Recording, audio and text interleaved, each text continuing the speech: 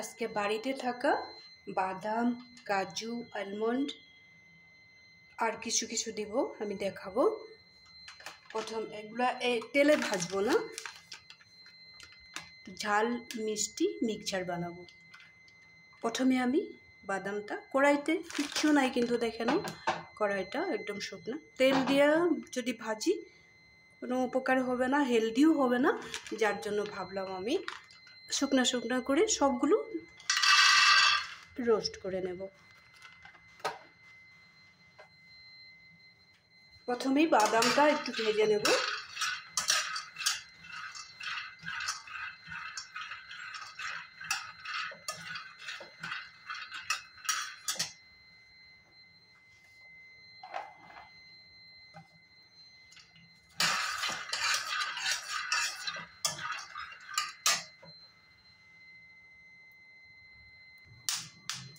বাদামটা ভাজা হয়ে গেছে। বাদামটা যখন একটা দুইটা করে যে ফাটা আরম্ভ করবে, তখন এই বুঝবে যে হয়ে গেছে ভাজা।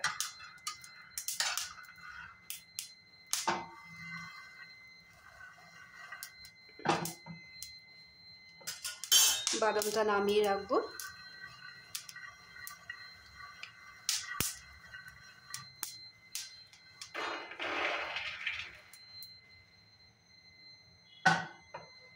এই শুকনো কড়াইটাতে এখন আমি অল্প করে আলমন্ড দিয়ে দিলাম।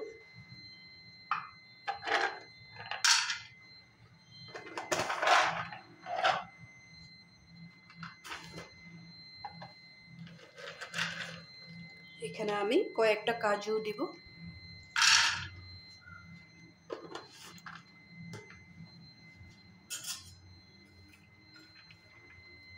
বাদামটা যেভাবে ভেজে নিয়েছিলাম, এইভাবে আলমন্ড আর কাজুটাও ভেজে নেব।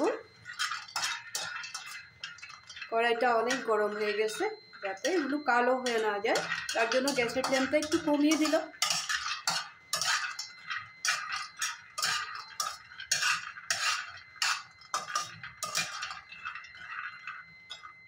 এইভাবে কাজু আর আলমন্ডটাও একটু ফ্রাই করে নেব। আলমন্ড আর কাজুটাও ভাজা হয়ে গেছে, এটাও বাদামের সাথে নামিয়ে রাখবো।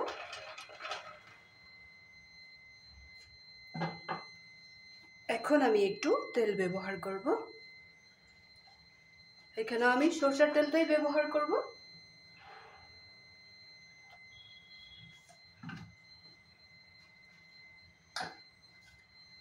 এখানে আছে টুকরা করে রাখা পাঁপড় আর শুকনো লঙ্কা।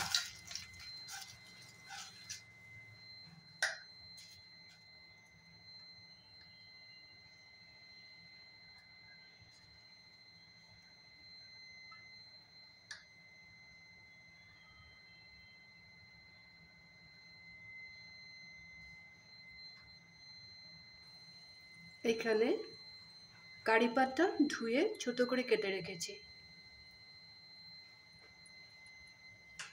এখন পাঁপড় আর শুকনো লঙ্কাটা আমি ফ্রাই করে নেব তেলে।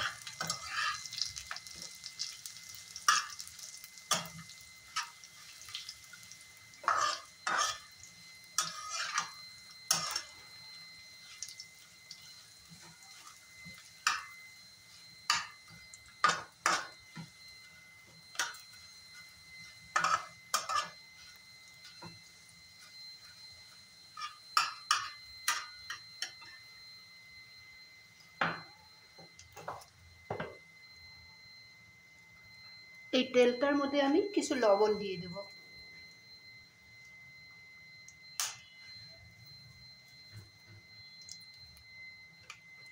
কেটে রাখা কারি পাতাটাও এখানে দিয়ে দেব।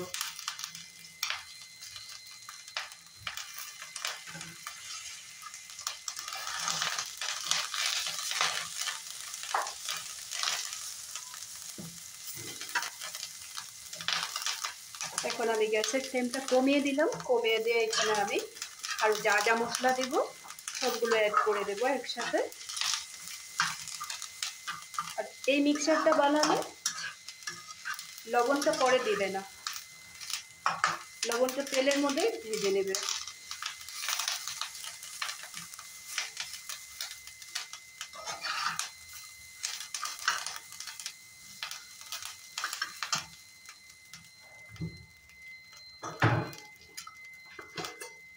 এখানে দিয়ে দিব অল্প পরিমাণে চিনি,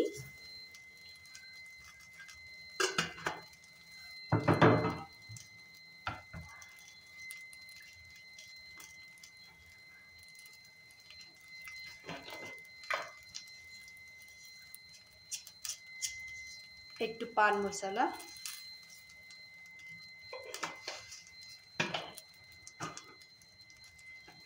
মিক্সচারটার কালারটা সুন্দর হওয়ার জন্য একটু কাশ্মীরি লঙ্কার গুঁড়া দিব।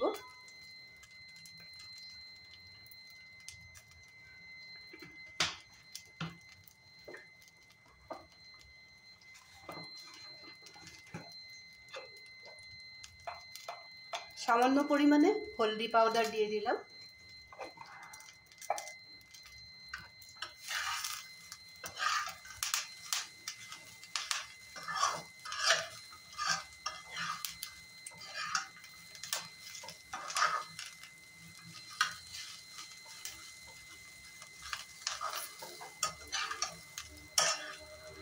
গ্যাসের ফ্লেমটা কিন্তু আমি কমিয়ে রেখেছি।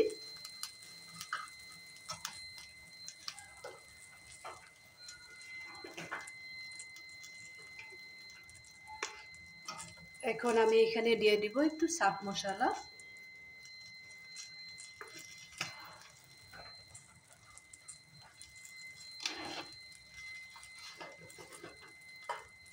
কিশমিশটা আমি ভেজে নেই কারণ কিশমিশটা এখন দিলেই হয়ে যাবে।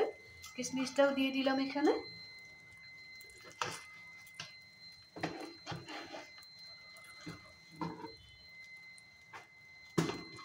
এখানে আমি দোকান থেকে কিনে আনা একটু ভাজা মুগ, এটাকেও এখানে মিশিয়ে দিলাম।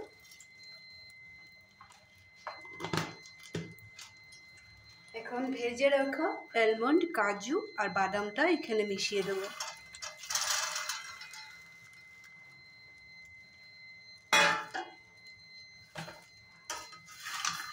এখন তো আমি কাছেই থাকবো, কোনো কিছু দেওয়ার বাকি নেই, যার জন্য আমি এখন গ্যাসের ফ্লেমটা একটু বাড়িয়ে দিলাম। বাড়িয়ে দিয়ে সব কিছু একসাথে মিলিয়ে নেব।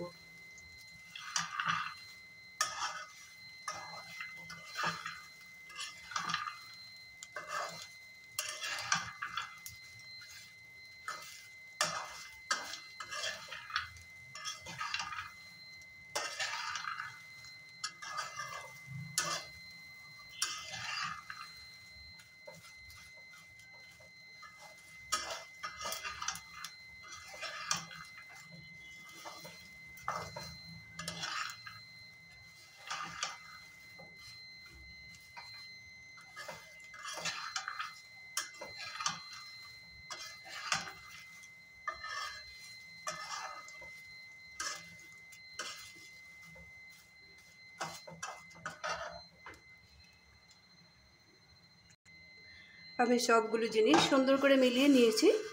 গ্যাসের ফ্লেমটা অফ করে দিলাম। এখন একটা স্টিলের থালায় ঢেলে নেব, তারপরে ঠান্ডা করে নেব।